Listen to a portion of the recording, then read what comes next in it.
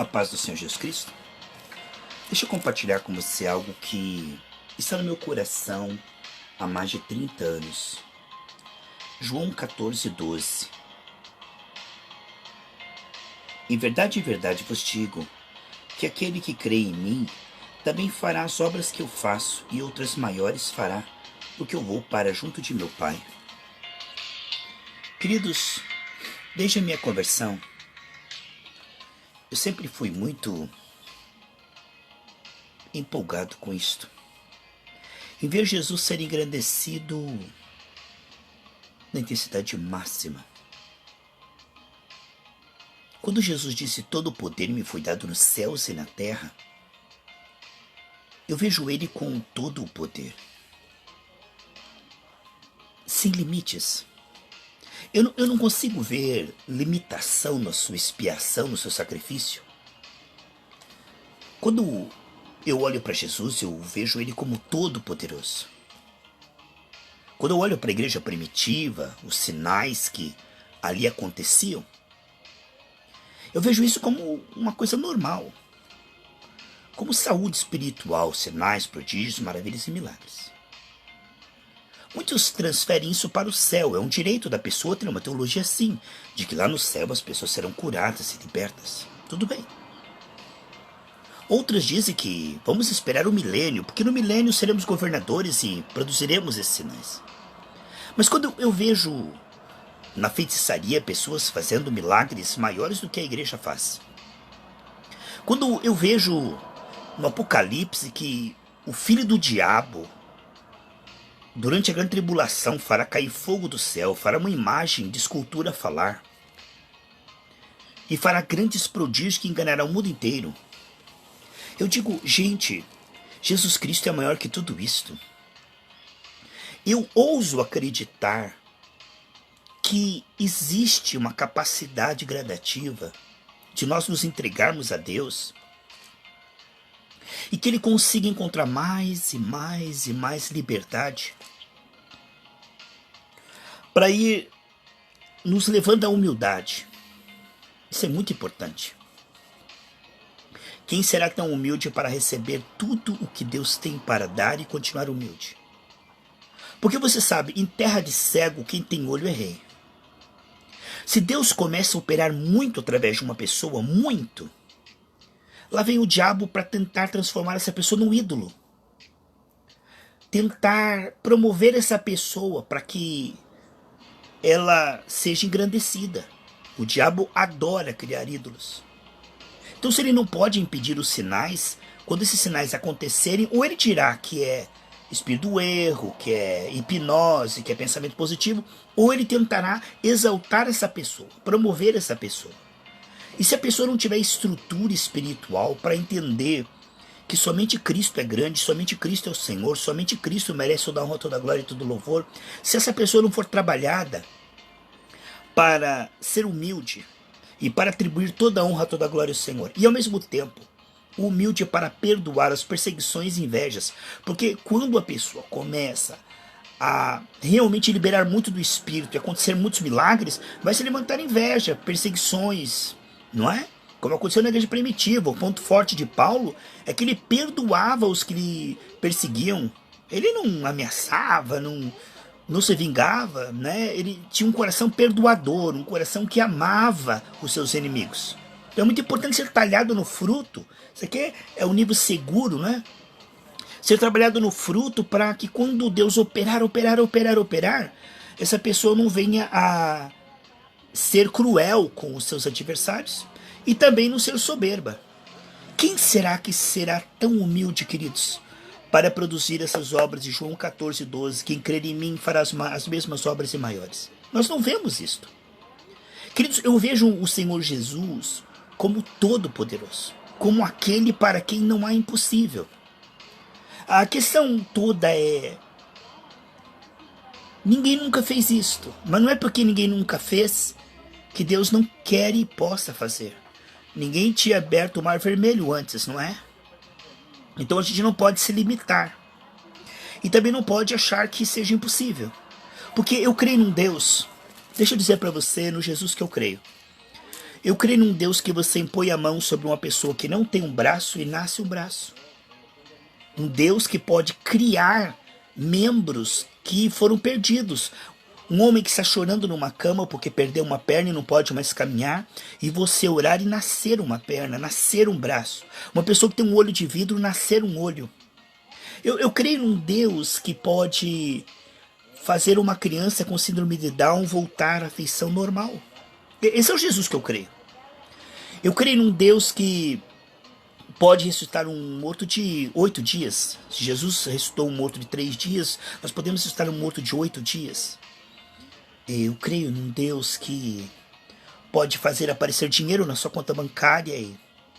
Eu creio num Deus que pode fazer pedras virarem ouro para ajudar uma família que está passando necessidade financeira. Eu creio num Deus que pode curar uma enfermidade em 1 milésimo de segundo. Será que eu estou exagerando? Será que Jesus não é tudo isso, não? Será que isto é utopia? Ou a igreja jamais vivenciará isso? Sabe, eu penso que eu serei um frustrado se eu não liberar a plenitude da perfeição de Cristo. Não que eu queira ser grande, não que eu queira ser o pastor melhor que os outros, ou o pastor que mais faz sinais. Não é isso, irmãos. Eu acho que todo pastor deveria desejar isto. Isso devia ser para todos os pastores, para todos que recebem a Cristo, esperar coisas grandes, coisas firmes, como diz Jeremias 103:3. Eu me recuso a crer que Deus não possa curar todos os enfermos num culto. Eu me recuso a duvidar do poder de Deus, como diz 2 Coríntios capítulo 9, versículo 8, a dar de forma transbordante, de forma que sobre para as boas obras. Eu creio num Deus que pode prosperar o endividado, que pode curar o enfermo, que pode libertar o cativo, que pode fazer com que uma pessoa que está viciada numa cracolândia, através da sua oração, tenha nojo de em 1 milésimo de segundo ela ser liberta de todo o vício. Será que eu estou exagerando? Que Jesus não é tudo isso? Não, acho que Jesus é mais do que isto. Nós temos esperado pouco do Senhor e crido que Ele possa fazer apenas curar dor de cabeça nos cultos, não é? Eu creio num Deus que você ora para uma mulher que está com 120 quilos e Deus faz desaparecer toda a gordura e ela saiu do culto com o peso normal. Eu creio num Deus que uma pessoa que está com os seus dentes todos caídos e você orar e nascer dentes em 1 milésimo de segundo. Será que eu estou exagerando? Será que Deus pode fazer isso? Ele pode. Será que nós devemos ousar crer e nos preparar para isto? Será que o que está faltando é preparação, é fé esclarecida, é expectativa, ousadia? Ou é um processo onde nós chegaremos... Porque antes da volta do Senhor Jesus Cristo, da segunda vinda do Senhor Jesus, eu penso que, embora a igreja apóstata, né, a Laodiceia, vai estar cada vez mais fria, as virgens que estão dormindo, a igreja que vai ser arrebatada é uma igreja que fará sinais muito maiores que Atos dos Apóstolos. Eu creio numa igreja que vai subir, uma igreja que estará na plenitude da maturidade. Foi assim que o Senhor disse, sem mácula, sem ruga, que o Senhor levou essa igreja à maturidade. Portanto, nós vemos Atos dos Apóstolos como ponto de partida, não como algo final, porque eles estavam apenas começando nos sinais e na liberação do Espírito. Sabe, eu fico pensando que muitas vezes nós devemos nos envergonhar do evangelho que nós praticamos hoje, que nos orgulhamos. Eu creio num Deus que revela o nome das pessoas que estão em depressão para o pastor, não fraude, fake, mas que Deus sabe tudo e Ele diz que nos guiaria em toda a verdade. Eu creio num Deus que pode falar coisas profundas em revelações, não revelamentos e profetadas, mas eu creio num Deus que nos guiaria em toda a sabedoria, que nos daria sabedoria para ganhar as nações, que nos daria trilhões de dólares para abrir igrejas no mundo inteiro e alcançar as nações antes do arrebatamento, não para ganhar dinheiro, mas abrir a igreja em lugares pobres, onde nós possamos pregar o evangelho do Senhor. Eu creio num Deus que pode prosperar, eu creio num Deus que pode curar tudo, eu creio num Deus que sabe tudo e que está disposto a nos guiar em toda sabedoria. Será que eu estou exagerando, meus queridos? Ou será que eu estou sendo ainda muito tímido? Será que Deus olhando para mim diz, Carlos, você não pediu 1%? Porque Deus sempre pode fazer mais do que nós podemos pedir ou pensar. Eu creio num Deus que é bem maior do que tudo que nós já experimentamos. Paulo não é o nosso limite, Pedro não é o nosso limite, pode ser exemplos, mas não o nosso limite, porque Jesus é o nosso modelo. Nós temos um Jesus que passava e percebia os sentimentos das pessoas e com uma imposição de mãos curava, libertava. E ele diz aqui, quem crer em mim fará as mesmas obras e fará maiores, porque eu vou para meu Pai. Os principados e potestades já foram vencidos. Eu creio num Deus que pode mudar corações, transformar vidas. Eu creio num Deus que é muito maior que a religião que nós temos visto. Esse evangelho comercial me dá nojo. Esse evangelho atual, em quase toda a sua totalidade, é uma mímica, um teatro. É algo muito, muito aquém do que eu vejo nas Escrituras. Quando nós lemos na palavra de Deus, nós vemos um evangelho de milagres, um evangelho de transformação, um evangelho de santidade. Pessoas que morriam como mártires, louvando o Senhor. Um povo que amava o Senhor mais do que sua própria vida. Hoje um povo melindroso, mimizento, que ama o dinheiro, que ama a sua posição, que a igreja é apenas um puxadinho, sabe? A igreja é apenas um apêndice, sabe? Para não dizer que ele é um pagão, então ele vai num culto no domingo para dizer, eu sou evangélico, eu sou religioso. Mas a vida deles é igualzinha dos ímpios. Um evangelho que não tira a pessoa do futebol, da música do mundo, não tira as pessoas, sou livre, estou na graça, não me julgue, tá faltando amor. Um evangelho que não transforma. Pastores tocando música do mundo nos seus canais aqui. Pastores misturados com futebol. E ainda diz, o que tem? Nada a ver. Cegos guiando cegos. São 7 vezes pior que os ímpios, totalmente incapazes de libertar os outros, porque eles mesmos são escravos e não sabem que são enganados. Porque a principal arma do engano é que a pessoa enganada não sabe que está enganada. E o que nós vemos hoje é pastores, do qual eu me incluo, que não são aquilo que nós vemos em Atos dos Apóstolos. Há uma inconformidade, às vezes eu me vejo um pouco como Gideão, que enquanto os outros estavam tudo conformados, ele estava malhando trigo no lagar. Lagar não é lugar de malhar trigo, lagar é lugar de fazer vinho, mas Gideão estava inconformado com a nação saqueada e roubada. Ele disse, eu vou fazer alguma coisa, eu não aguento. Sabe, amados, há sempre um ponto em comum nas pessoas que Deus chamou. É essa insatisfação. A Bíblia diz, não vos conformeis com este século. Essa inconformidade santa. Moisés não estava conformado em ver Israel escravo de Faraó. Ele estava inconformado. Ele sentia as dores de Deus. Mesma coisa Davi, ele diz, quem é esse gigante incircunciso para afrontar o exército de Deus vivo? Havia em Davi um amor pela nação, um amor por Deus, pela palavra de Deus, pela honra de Deus. E Gideão também era assim. Pessoas que arriscam a sua vida e podem até morrer pelo evangelho, mas que se recusa a viver uma vida morna, um evangelho teórico, apenas mental, cerebral, intelectual. Nós queremos um evangelho espiritual, o evangelho de Atos dos Apóstolos melhorado para o século XXI, que é muito mais do que Atos dos Apóstolos. Atos dos Apóstolos é o ponto de partida, não é o ponto de chegada. Nós podemos ver que a igreja que vai subir é uma igreja gloriosa, uma igreja cheia do Espírito Santo. Nós vemos então, amados, o que foi que atraiu Deus naquela viúva. Jesus disse, olha, nenhuma viúva foi enviado a Elias, a não ser uma viúva estrangeira de Sidom. O que aquela viúva tinha de diferente das outras? que Deus não enviou. Porque o que chamou a atenção de Deus naquela viúva, que ela era diferente? O que Deus viu em Noé? O que Deus viu em Moisés?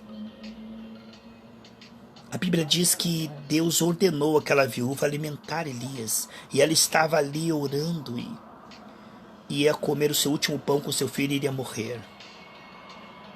Olha a compaixão de Deus em levar o profeta na casa da viúva para que ela não morresse, para que o profeta não morresse. E para que nós soubéssemos que Deus sonda os corações. Deus não vê como o homem vê, o homem vê a aparência, o homem vê a eloquência do pregador. Ah, ele prega bem, olha, ele se veste bem, olha, ele tem uma aparência boa. Deus não olha isso, irmãos. A Bíblia diz que Deus olha o coração. Há diferença entre coração e coração. Há pessoas que se conformam em estar no evangelho comercial e dizem, isso é igreja. Eu digo, não é. Jesus fez uma zorrague 2 vezes. Uma está em Marcos, uma está em João. E ele disse, não faço da minha casa hoje.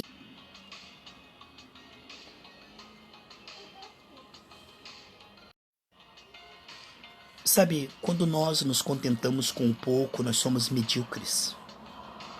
Deus não nos salvou para sermos medíocres. Quem se conforma com a mediocridade é medíocre. Quem aceita pregar em seminários pagos, inscrições com portas fechadas, aonde somente aquele que pagar vai assistir aquele culto, onde a cantina é pago, o bazar é pago, pessoas que aceitam a igreja assim é medíocre. Pessoas que não se sentem incomodadas. A Bíblia diz que Deus destruiu Sodoma, mas livrou Ló, que gemia e sofria pelo pecado daquela cidade. É o que ele diz lá em 2 Pedro. Quem não está sofrendo e gemendo, vendo a precariedade das pregações e dos cultos que nós vivemos, e nisso eu me incluo, porque eu estou inconformado. Não estou ingrato. Eu agradeço a Deus pelo que Ele tem feito na Gerados pela Graça. Mas eu sinto que não é 0,1% do que Ele tem. Deus tem muito mais. Eu tenho certeza, meus amados irmãos, que o evangelho que nós vemos aqui na palavra de Deus, ele é impactante, é impressionante. A Bíblia diz que quando Sérgio Paulo viu os sinais que Paulo fazia, ele ficou boquiaberto. O evangelho de Jesus é um evangelho impressionante, impactante, extraordinário. Não é algo humano, mental, intelectual. Hoje muitas igrejas maçônicas, né? As igrejas tradicionais quase todas se uniram à maçonaria. Elas falam contra o Pentecoste, dizendo, esses sinais que vocês veem na igreja pentecostal não são sinais apostólicos, são o espírito do erro. Porque eles não são iguais ao da igreja primitiva, eles são muito inferiores. Hoje, em igrejas pentecostais, se curador de cabeça, ora para uma pessoa com suposto câncer que nunca se viu e nunca apareceu, mas você não vê numa igreja pentecostal uma pessoa ir com a perna cortada, serrada, que foi ali extirpado aquela perna com gangrena e a pessoa foi realmente passou por uma cirurgia e perdeu uma perna ou perdeu um braço. Uma pessoa que perdeu um olho, você não vê nascer um braço, nascer uma perna. Você não vê milagres criativos como o que Jesus fazia. Jesus orava por pessoas que não tinham uma perna e nasceu uma perna. Quer dizer, isso está longe da cogitação. Eu acho que nenhum pastor pensa, bem capaz que Deus possa fazer isso. Eu acho que quando a nossa expectativa é pequena, nós esperamos pouco de Deus, por isso Ele não faz. Porque as pessoas imaginam, Deus pode curar uma coluna, isso sim. Mas agora Deus recriar uma perna de uma pessoa que não tem perna, isso Deus não faz. Não, isso é muito... vai gastar todo o poder de Deus. As pessoas colocam limites no poder de Deus. Tudo bem Deus curar uma vista desembaçada, também embaçada, né? Tudo bem Deus desembaçar uma vista. Eu mesmo já orei para uma pessoa que estava com a vista embaçada e depois eu falei para ela, olhe para trás agora. E ela olhou um relógio lá atrás e ela falou, agora eu consigo ver as horas. Tá, desembaçar a vista nós vemos nas igrejas pentecostais. Mas nós não vemos uma pessoa com um olho de vidro nascer um olho de carne ali. Nós não vemos uma pessoa com síndrome de Down entrar numa igreja ou com autismo e sair completamente curado. Não é verdade? Com raríssimas exceções. Por quê? Porque o nosso evangelho está muito raso, muito medíocre. Nós achamos que Deus não pode fazer isso. E aí as igrejas maçônicas atacam as igrejas evangélicas pentecostais dizendo: isso é muito pouco. Ah, expulsar um demôniozinho aqui, curar uma dor de cabeça ali, um suposto câncer ali, mas leve uma pessoa de cadeira de roda que não tem as pernas e quero ver quem é o pastor que faz nascer pernas, entendeu? E eu digo, irmãos, para a glória de Deus, eu me vejo assim. Não para minha glória, não para ser capa de revista, mas eu queria ver Jesus sendo engrandecido nas mídias sociais. E todo mundo vendo, não eu, Jesus, fazendo milagres que nunca foram vistos na terra. Nunca foram vistos na terra. Eu ouso sonhar e eu me sinto um frustrado se eu morrer sem ver isto. Seja na minha vida ou na vida de algum pastor. Eu creio num Jesus muito maior do que esse que eu tenho visto nos cultos modernos e atuais. Eu creio num Jesus muito maior. Eu creio que Jesus, ele diz, porventura está encurtado o braço do Senhor sobre essas obras. Então as igrejas maçônicas falam assim: olha aí, são sinaizinhos, mas pelo menos estão fazendo alguma coisa. E as igrejas que mandam o povo tudo para a tarja preta e não cura enfermos e não expulsa demônios. Jesus chamou de raposa, de raça cruel e perversa aqueles que não curam enfermos e não expulsam demônios. Falam mal das igrejas pentecostais que os sinais são poucos, são pequenos, são limitados. Mas pelo menos alguma coisa está acontecendo. Eu gosto de estar no lugar onde as coisas estão acontecendo, onde pessoas estão sendo transformadas, um demônio cai ali, o outro cai e cospe o câncer lá, espirra o sangue, a macumba desaparece, sai do corpo da pessoa. Eu gosto de estar em lugar onde há manifestação da glória do Espírito de Deus. Eu não gosto de ver cultos humanos, racionais, parados. Agora eu volto para sua casa. Eu gosto de cultos aonde haja o extraordinário, o impressionante, o impactante, cada vez mais. Desde que eu me converti, amados, há mais de 30 anos, eu sonho, eu creio que foi Deus que colocou em mim esse sonho. Numa igreja que a Rede Globo vai chegar lá para perguntar o que está acontecendo. Que nós não temos que nos ir na mídia lá, nos programas mundanos para ver uma cantora cantar num programa mundano, não. Uma igreja que vai chamar a atenção do mundo, irmãos. Uma igreja que vai produzir milagres que o laboratório e os remédios não curam. Uma igreja que vai ser tão impactante que o mundo vai querer saber que poder é esse, que Jesus é este.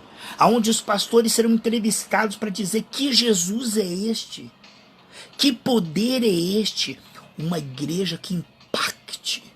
Que Jesus seja grande, maior que tudo, que fique tão claro para os islâmicos, para os budistas, para os hinduístas, para os idólatras, para todos os outros, que Jesus é o Deus dos deuses, que ele é incomparável, que os milagres que ele faz, como o que milagre que Moisés fez, que a cobra dele, a serpente, engoliu o trabalho de bruxaria dos magos de Faraó.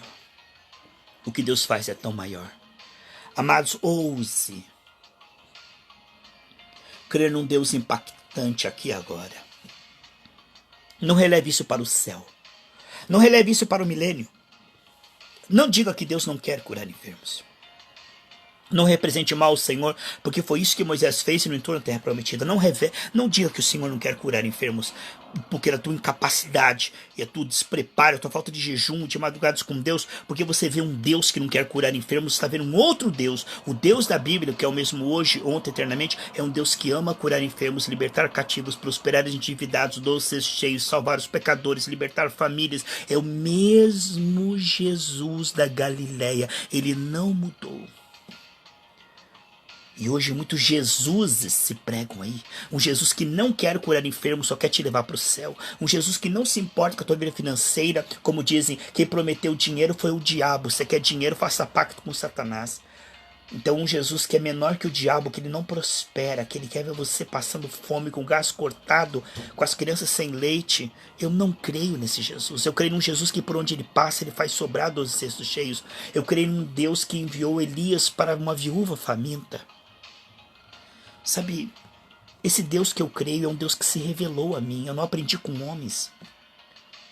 Muitas pessoas conhecem a letra, mas não conhecem o coração do Senhor. Não conhecem o coração do Senhor. Por isso interpretam ele mal e um dia vão dar contas. Homens que não deviam pegar o microfone, não deviam pregar. Homens que convém tapar a boca. Homens que nunca deviam ser mestres. Tiago diz, não sejam vocês muitos mestres, porque o maior rigor do inferno é para aquele que prega heresia. E hoje é tido como heresia crer que Jesus Cristo é Jeová Rafa, o Senhor que te sara. Hoje é blasfêmia dizer que ele confirma as nossas palavras de fé, como confirmou as palavras de Ezequiel no Vale de Ossos Secos.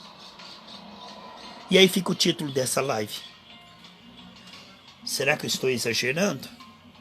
Será que ele não é tudo isso? Ou será que ele é muito maior que isso? Deus abençoe vocês por terem participado. Eu agradeço em nome de Jesus.